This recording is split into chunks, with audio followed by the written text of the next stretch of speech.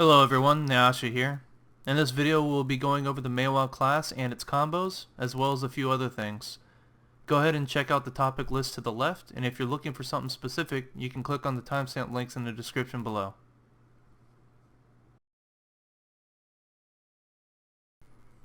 Alright, so for Quickslots, the ones that I consider relevant for the Pre-Awaken tree would be Stub Arrow, Red Moon, Maehwa's Will, Tiger Blade, and Cyclone Strike.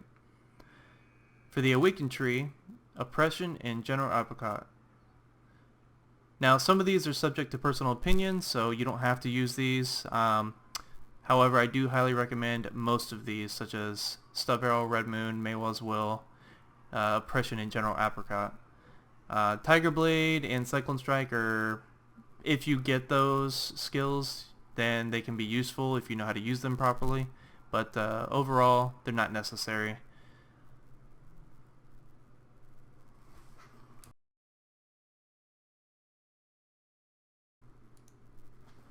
Alright, for the Awakening to Pre-Awaken weapon swaps, we have Forward Blind Thrust, we have Backstep Slash,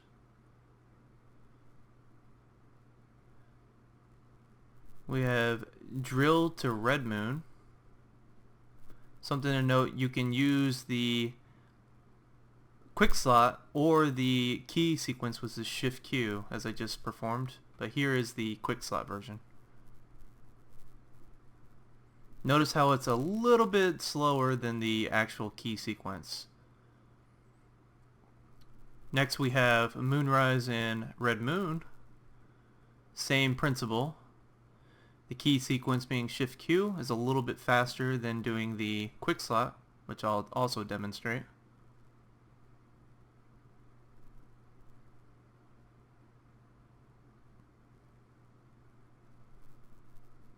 Next we have Drill and Blooming.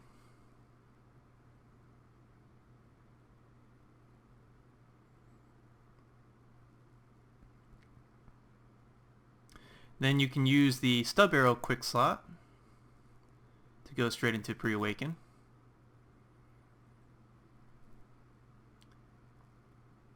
And then next we have Chase Blooming.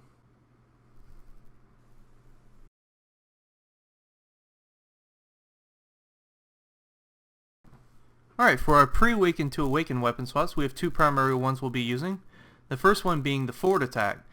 This is performed by clicking W and C at the same time, and will give you a frontal guard as well as floating your opponent. The second one is classified as a standing attack. This is performed by doing S and C at the same time, and will give you a frontal guard but no CC.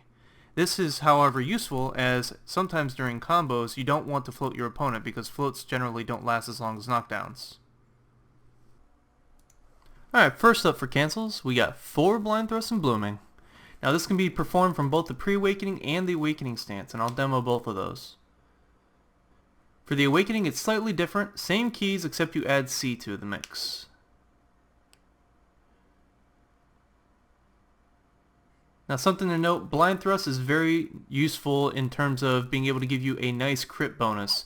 Whether you miss your target or actually connect with your target, you'll get that crit bonus. If you connect with the target, you'll actually give them a negative accuracy debuff as well, so that's very useful.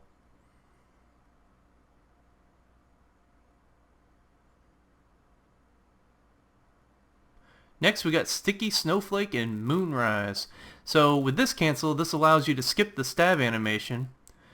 However, Sticky Snowflake itself is also vulnerable just like the stab of Moonrise, so there's no defensive aspects, it's just more damage and you apply some nasty debuffs on your target.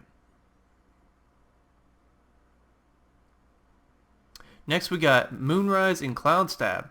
Now Moonrise, normally you can pull off Cloud Stab after it, and then in this case, as a cancel, you can pull it off after the stabs. So maybe sometimes there might be a situation where super armor just isn't enough to help protect you, or you need that heal just a little bit faster.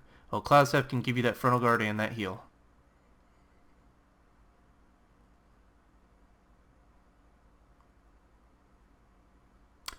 Then we got Sleet Steps and Stigma. Pretty much your bread and butter in terms of being able to CC your opponent effectively.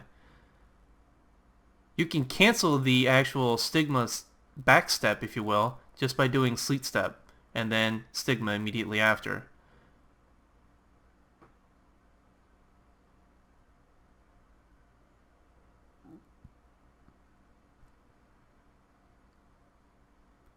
Next we got Sleet Step and Pedal Drill. Now this is a defensive maneuver, and please note that the cooldowns do happen so that you will put your Pedal Drill on cooldown. However, there might be a situation that you are about ready to jump in that's not good for you, so it is actually a useful defensive maneuver. Sometimes you can pull it off on accident too. And then there's Chase into Blooming. Now this can be performed with any chase, whether it be forward chase, back chase, and it's very useful because you can pull it off in an Awakening stance as well.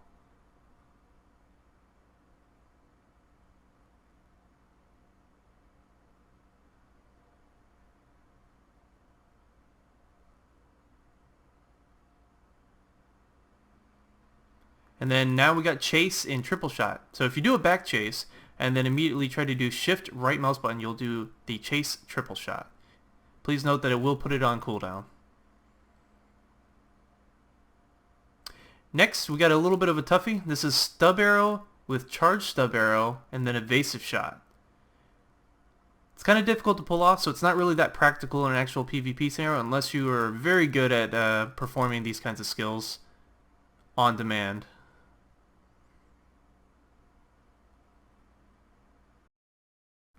Alright, for the chase cancel, open up your settings, go to Input, navigate all the way down till you get to the WW key, set it to a key that works for you. In my case I chose num1, and I applied it to a mouse macro on my thumb. Now, in order to do it, you need to do left mouse button, which is the slice animation, and then when you hold down chase, or the WW key that we just assigned, you'll do a chase.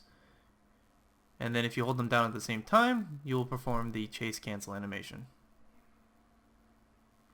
This does require the ultimate chase, so keep that in mind. Alright, for Tiger Blade's chase animation, you actually do not need any setup for this. In order to perform this, you just hold down the W, E, and right mouse button, and then you'll perform your super chase.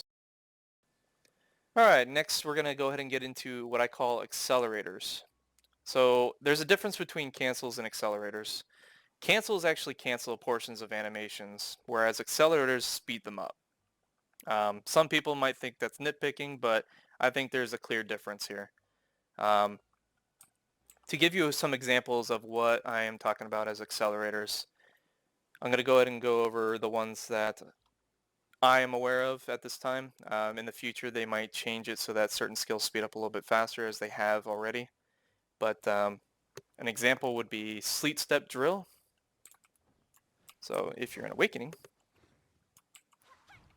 see how I did a much quicker, smoother pedal drill right after Sleet Step? Well, if I were to do drill normally, it's a really long animation initially. It feels kind of sluggish. And when you do Sleet Step into drill, it's a much smoother interaction with the skills. So you can do left, right, and back Sleet Step into pedal drill. Now the back Sleet Step into pedal drill is pretty good because you can actually fake out your opponent thinking you're chasing backwards. They chase further, which then you drill on top of them. So useful tricks to know. Another one would be Moonrise and Frost Pillar. So normally you have Frost Pillar, which has that pretty long weapon flip into the actual Frost Pillar hit itself. You can actually make that a little bit quicker by just doing the normal combos that we generally do. But Moonrise and Frost Pillar will allow that to happen. See, as I went basically straight into Frost Pillar, it's almost like a cancel, but it still does the full animation. It's just really quick. Another example of this would be Tenacious Edge in Frost Pillar.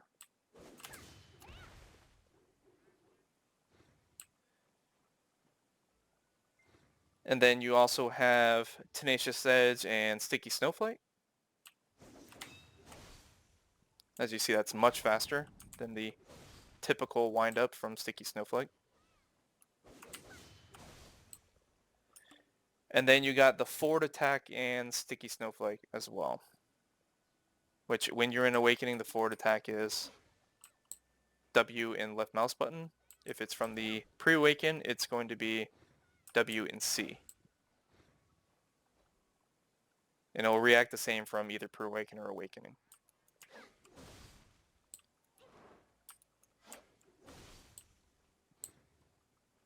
Alright, and that is the accelerators. Next thing we're going to get into is the extended super armor and frontal guard frames with certain skills that have flows. So the skills I'm referring to are Petal Drill, Petal Bloom, and Frost Pillars.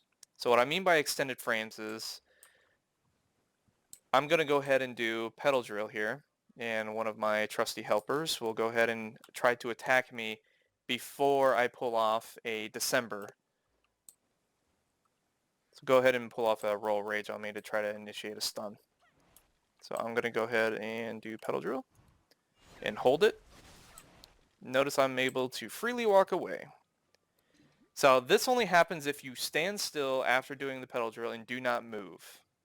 This is pretty useful to know because if you happen to dive into a scenario like a GVG or a Node War and you don't have any more guards or anything to protect you, you can actually extend your super armor frames in this manner, or you can chase out, whatever the case is. But sometimes I feel like Chase doesn't actually have true super armor. It has more of what is classified as CC immunity.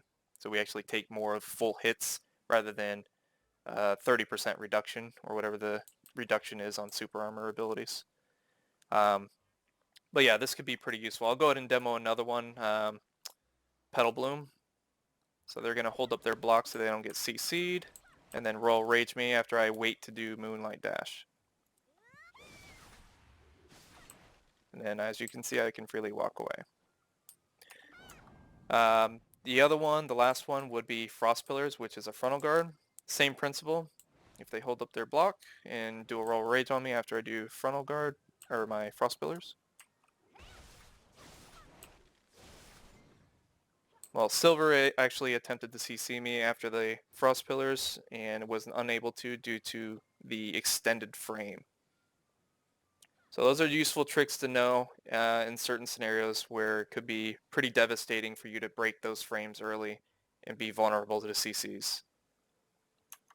Alright, so for the Maehwa available CC types, we have standing, grounding, and grounded CC extenders. The standing CCs consist of stiffs, stuns, and knockbacks. Grounding CCs consist of knockdowns and floats, and grounded CC extenders consist of down smashes for our class. You can see on the right hand side we have the durations of these particular CCs. This is an estimate. A lot of people have a lot of different information that says these particular CCs are a little bit shorter or longer or what have you. But based on my experience, this is about how long they last.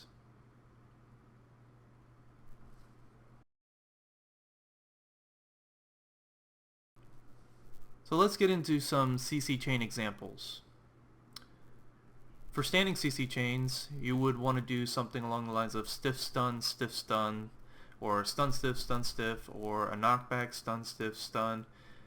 Any variation of those, as long as you're alternating the different types. An example of standing to grounding CC chains would be any sort of standing CC and then into a knockdown or a float in order to perform a grounding CC. And then grounding CCs to grounding CC extenders would be grounding CC like a knockdown or a float and then using a down smash attack. Now, as I mentioned, make sure to not use the same CC type in a row, otherwise you'll break the CC chain, then your opponent will be able to either escape or retaliate against you. Alright, so for damage modifiers, you need to understand that there's 4 main types that we actually deal with on a regular basis with our skills. And that is the back attack, which is a 1.5 times damage modifier, down attack, which is a 1.5 times modifier, air attack, which is a 2.5 times modifier, and critical, which is a 2 times modifier. It's very important to know because this will help you maximize your damage if you perform those types of special attacks.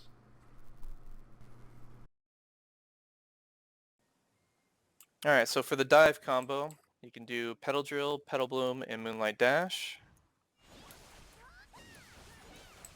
This is a good way to deal a lot of damage really quickly and then chase out of the scenario. This is not meant to necessarily kill. It can kill if your target's already low or if you have a high enough AP. But it's just meant for quickly diving in, dealing your damage, and then getting out. Another example of this would be an extended form of it. So you can do Drill, December, Petal Bloom, Moonlight Dash. Some argue that December might make it a little bit slow and leave you vulnerable to grabs and other things, so use it with caution.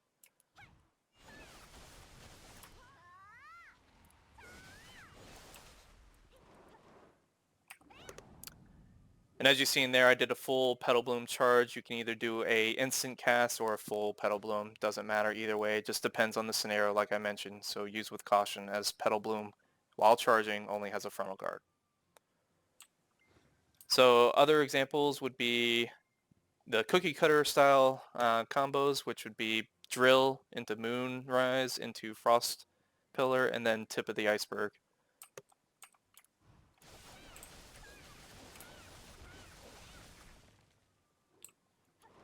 So pretty devastating combo, and pretty standard. Doesn't take a lot of skill to pull this one off.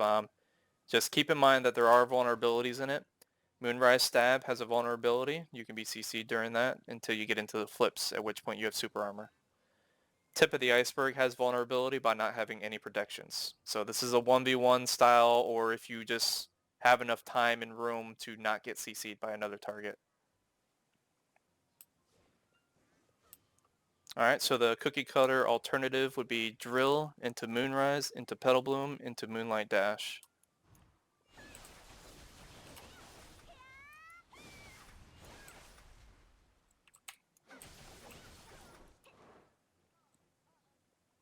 Same thing applies where the Moonrise Stab is your vulnerable spot, so be careful when using this.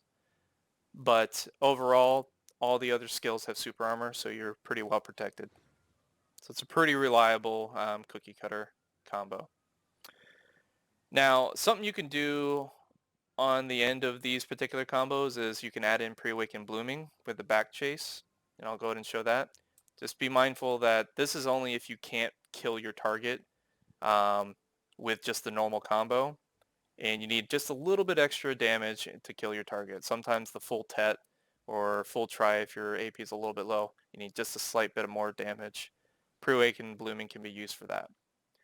This is, however, very dangerous at times if you're fighting multiple people. This is a 1v1 kind of combo only, or addition only. So you don't want to use this in like node wars or anything like that, because there's a highly good chance you're going to get CC'd. So I'll go ahead and do the Drill, Moonrise, Petal Bloom, Moonlight Dash, and then Pre-Awaken Blooming.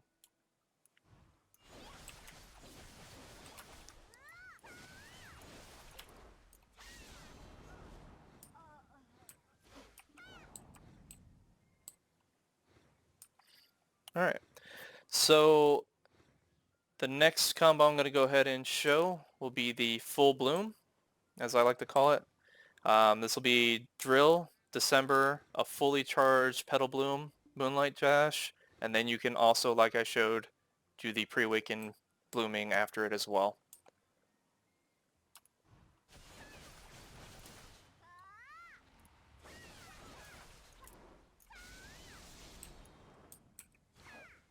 Now, unfortunately, he did not get knocked down, so we're going to go ahead and attempt that again to represent that, because that should have killed him in normal.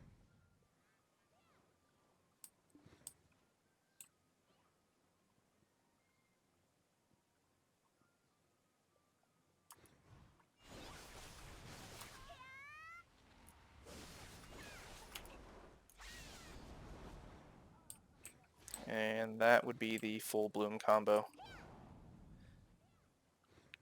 Again, the same cautions apply with using Pre-Awaken Blooming, so don't use it in a mass PvP scenario or GVG, as you'll get punished really easily.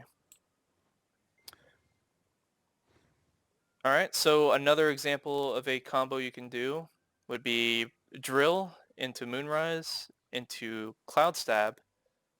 You can either cancel the Moonrise early into the stab, or you could do the full Moonrise. I would recommend canceling it, and then do the forward attack, and then Sticky Snowflake, Moonrise, and Frost Pillar.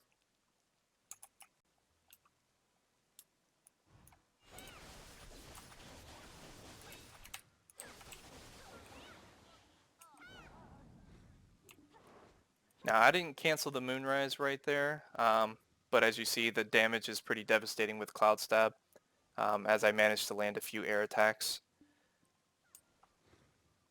So I'm going to go ahead and demo this one again, but this time I'm going to cancel the Moonrise after the stab.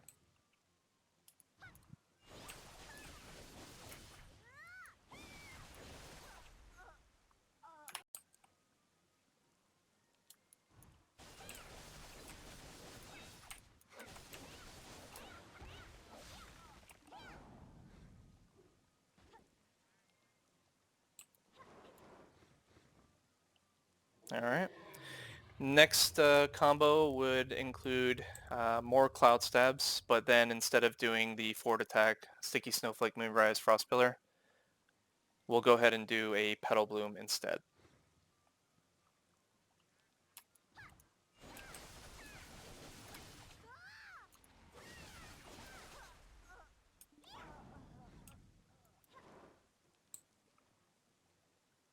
Alright. And those are pretty much there to give you an idea of some practical combos to use.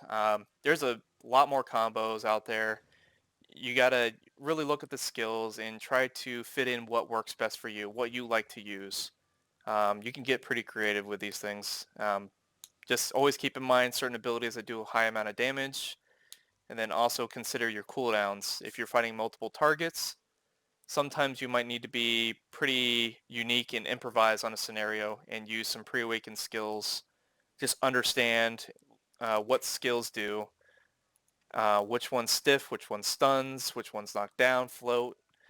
Keep in mind of all the CC types. Read your skills. That's the best thing you can do for yourself, is understand what your skills do. Look at the damage, look at the abilities, and then just try to work on combos from there.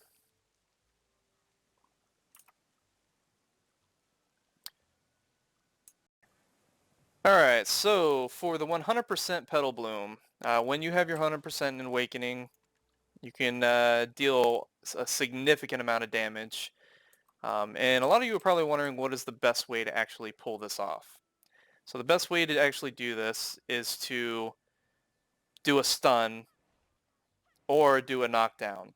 You can actually pull it off on a float, but it's very risky. The timing's kind of awkward, and you got to be really quick about it. So the best and most effective ways are a stun or a knockdown. So to demo this, I'm going to go ahead and stun these guys that have been so nice and willing to take all these hits for me, and then go straight into the 100%. See how they're all getting stunned? And Ink managed to resist one of them and escaped, but the others did not. It looked good. Oh, what the hell? My. Just a Kuno doesn't hurt.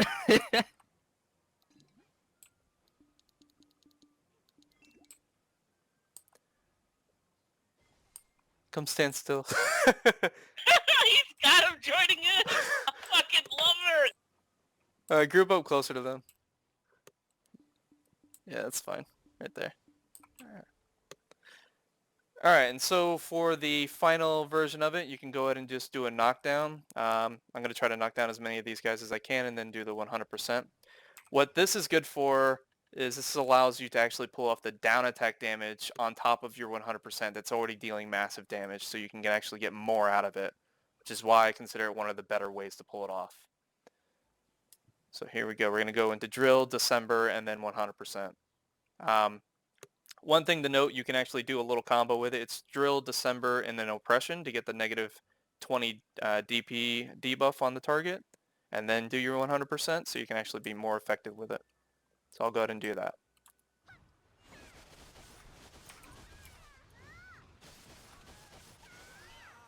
You see I eliminated everyone that was knocked down except for Ink, and I also kind of hit to the side of Ink so he didn't get the full brunt of the attack either.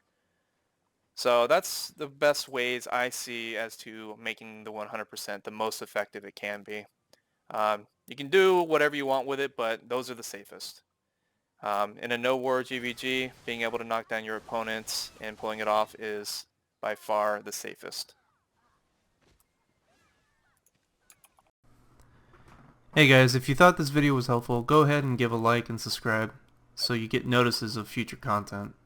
Also, make sure to check out Lefty Lucy's channel, as he also uploaded a Maehwa guide recently that is very informative. As he mentioned, it's always best to consider different perspectives and playstyles.